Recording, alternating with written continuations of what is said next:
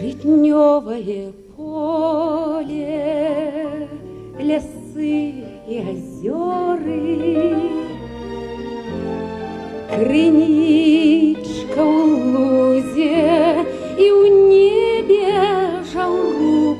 Услухайся толькі, усё тут говорить. Люблю тебе, белая, белая Русь. Люблю тебе, белая, белая Русь.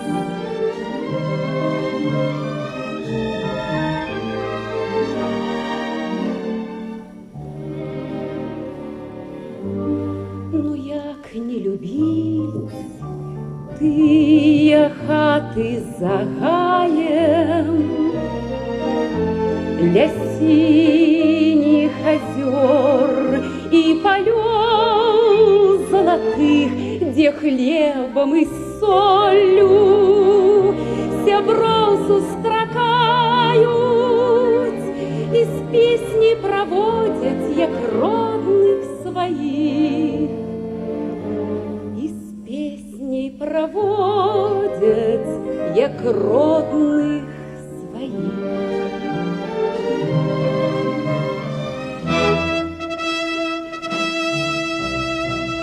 Свет, помните сёння, як ты воевала,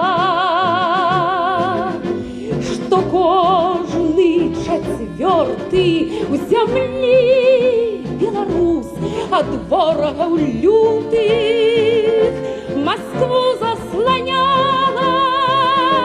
З усёю родимой моя Беларусь, з усёю родимой, о белая Русь.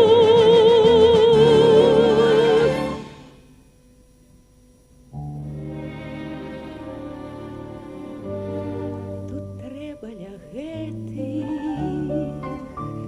озер народиться и слухать гаворку и бачить зару, каб сердцем и доляй навек причаститься к тебе, моя чистая белая Русь, к тебе, моя чистая белая Русь.